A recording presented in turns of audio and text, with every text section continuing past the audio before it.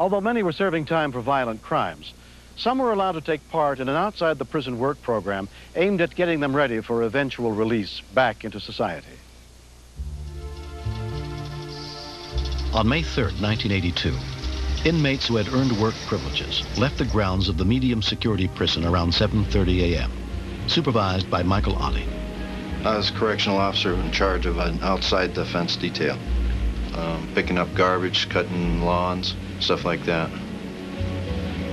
Took them out every day, and most of the inmates were pretty decent people, and they treated me well, I treated them well, so I didn't have any fear of them.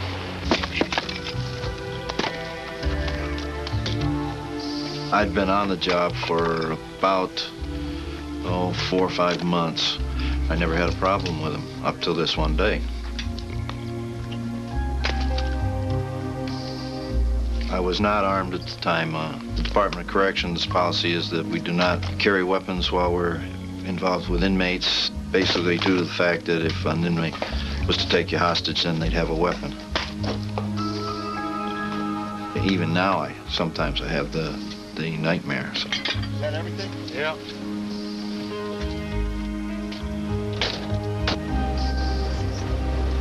We were pulling out of Knight's Point, where we'd stop to drop off one of our broken tools.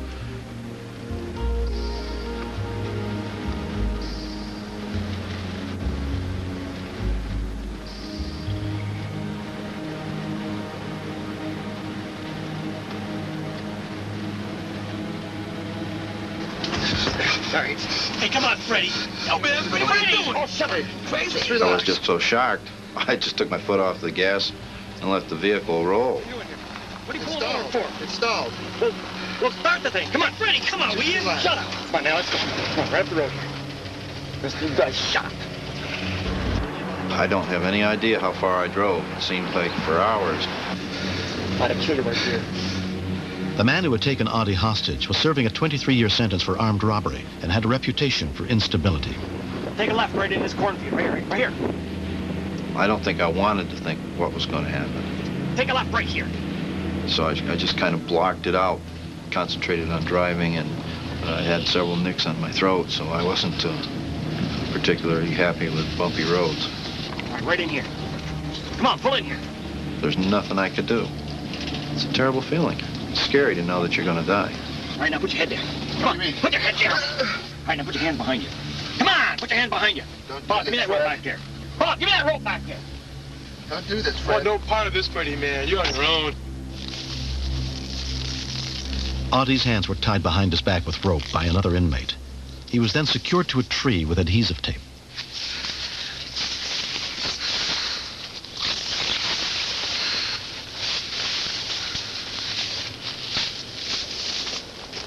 You guys coming?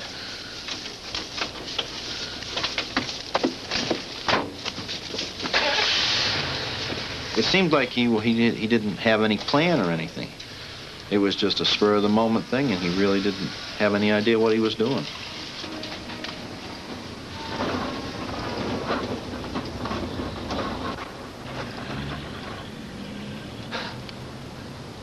With inmates, there's a code that you can't squeal on somebody, and you can't help a guard.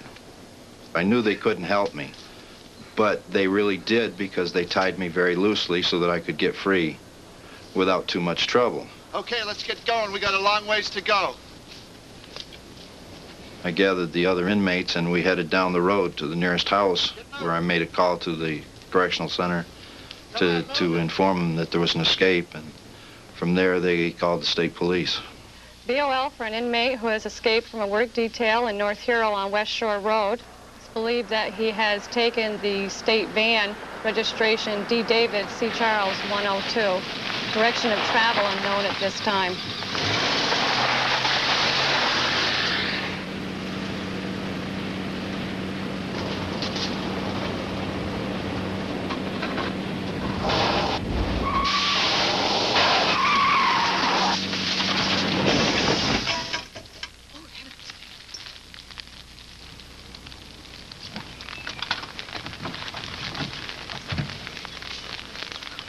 Leo, 73-year-old May Lamont was at home with her 81-year-old husband, Leo. It startled me so. I just run into the house and put in the telephone call to the rescue squad. This is May Lamont. The senior's bus has just run into the ditch on our road. That's what I thought it was. I think maybe... And I knew if anyone had been in the back of that van, that they would have been injured. Yes, I think there's someone hurt. I can see someone getting out now. The town's volunteer rescue squad was dispatched, including EMT Gary Tourville, who worked less than 2 miles away. Gone into the ditch in front of Lamont's place. Got it.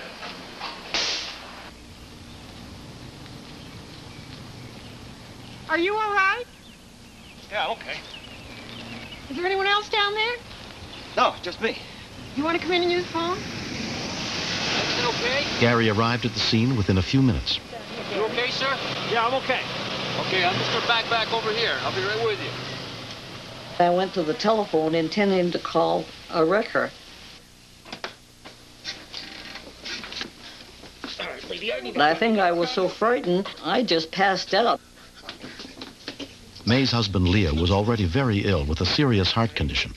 It probably was only 2 or 3 seconds. I wasn't out very long. Just then, Gary came in. He couldn't believe what he was seeing. Truck, it's right out here. I'll go with you. Let them go. All right, turn around. Just take it easy, okay?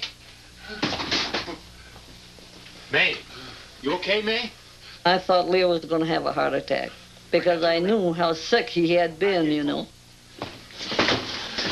Then this convict went to Gary and told him, I've got a knife at your throat and you do what I tell you.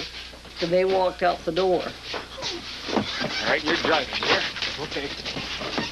I wanted to run after him and knock the knife out of his hands, but I couldn't move. That man looked desperate. Rescue 911 will continue.